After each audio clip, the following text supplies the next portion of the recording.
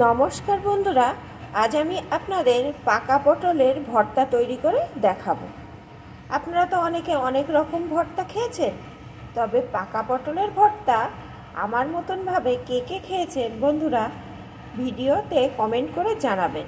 আর যারা খাননি তারা আজকে এই রেসিপিটি দেখেই বানিয়ে নেবেন। অসাধারণ খেতে হয়, না খেলে বুঝতে পারবেন না।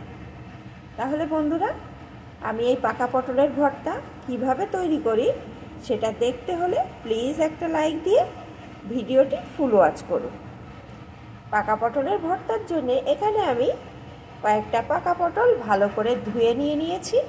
তারপরে দুই সাইডের মুখটা কেটে দিয়েছি। আর পটলগুলো কিন্তু আমি এই যে একটু একটু করে চিড়েও দিয়েছি, না হলে পটলগুলো ভাজার সময় কিন্তু ফাটবে। তাই এইভাবে একটু চিড়ে দিয়ে নেবেন, তাহলে ভালো হবে। তাহলে আসুন বন্ধুরা, রেসিপিটি শুরু করা যাক। রান্নার জন্যে কড়াই আমি 1 টেবিল চামচ মতন সর্ষের তেল বসিয়ে দিয়েছি। যে কোনো ভর্তা বন্ধুরা সর্ষের তেলেই করার চেষ্টা করবেন, তাহলে কিন্তু আসল স্বাদটা পাবেন। তেলটা গরম হয়ে গেছে, এখন দিয়ে দেবো এর ভিতরে একটা শুকনো লঙ্কা। লঙ্কাটাকে লাল লাল করে প্রথমে ভেজে নেব। যে যেমন ঝাল পছন্দ করেন সেই বুঝে কিন্তু এখানে ঝালটা দিয়ে দেবেন।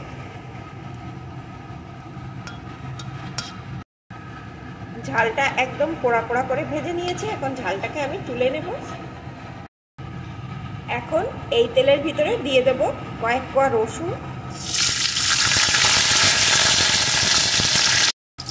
দিয়ে দেব একটু পেঁয়াজ কুচি, দিয়ে দেব একটা কাঁচা লঙ্কা।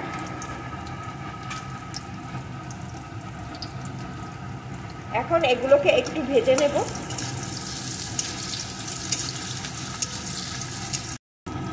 সব কিছুকে একটু ভেজে নিয়েছি, এখন এর ভিতরে দিয়ে দেব একটু টমেটো কুচি। টমেটো কুচিটাও সব কিছুর সাথে একটু ভেজে নেব।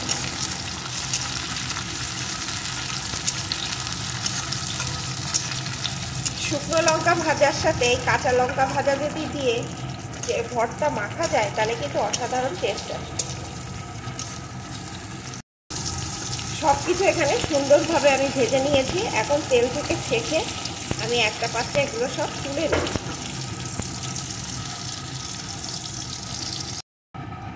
এখন এই তেলের ভিতরে কেটে ধুয়ে রাখা পটলগুলোকে দিয়ে দেবো।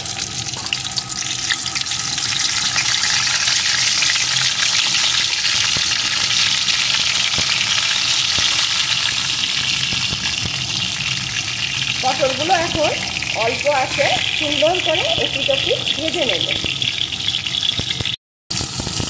পটলগুলো কিন্তু একদম সময় নিয়ে হাতে এইভাবে চেপে চেপে ভালো করে ভাজতে হবে, যেন ভিতরটাও ভালো রকম ভাজা হয়ে যায়। এইভাবে একটু একটু করে উল্টে দিতে হবে, আর এরকম একটু চেপে দিতে হবে। যেহেতু গাটা ছিঁড়ে দিয়েছি তাই ভিতরে কিন্তু ভালো রকমভাবে ভাজা হয়ে যাবে।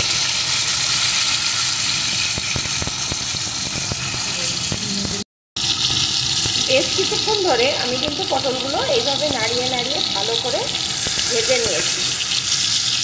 আর আমি যেহেতু গাটা ছিঁড়ে দিয়েছিলাম তাই কিন্তু একটা পটলও ফাটেনি। যদি না ছিঁড়ে দেন তাহলে কিন্তু ফেটে চোখে মুখে আসতে পারে। অবশ্যই কিন্তু এইভাবে গাটা একটু একটু করে ছিঁড়ে দেবেন, তাহলে ভাজাটাও ভালো হবে আর ছিটকে আসার ভয় থাকবে না। পটলগুলো এখন সুন্দর করে ভাজা হয়ে গেছে, এখন পটলগুলোকে আমি পাত্রে তুলে নেব। সব কিছু আমি একটা পাত্রে তুলে নিয়েছি। এখন এর ভিতরে দিয়ে দেব পরিমাণ মতো লবণ,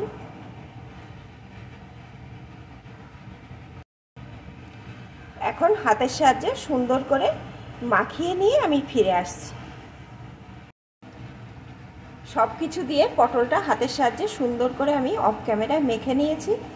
এখন এর উপর দিয়ে দেবো একটু কাঁচা সরিষার তেল। ভর্তায় সর্ষের তেলটা না দিলে কিন্তু ভর্তার স্বাদ আসে না।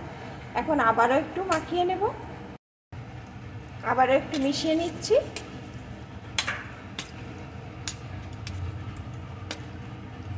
এখন কিন্তু এই ভর্তা আমার একদম রেডি। দেখুন বন্ধুরা কতটা লোভনীয় হয়েছে। গরম ভাতের সাথে এই রকম ভর্তা হলে আর কোনো কিছুর দরকার পড়বে না। তাহলে বন্ধুরা, আপনারা যারা এখনও এই পাকা পটলের ভর্তা খাননি অবশ্যই কিন্তু বাড়িতে বানিয়ে খেয়ে দেখবেন, আর গরম ভাতের সাথে খেয়ে আমাকে কমেন্টের মাধ্যমে জানাবেন। আর আমার এই পাকা পটলের ভর্তা রেসিপিটি আপনাদের কেমন লাগলো প্লিজ কমেন্ট করবেন, ভালো লাগলে লাইক শেয়ার করে দেবেন।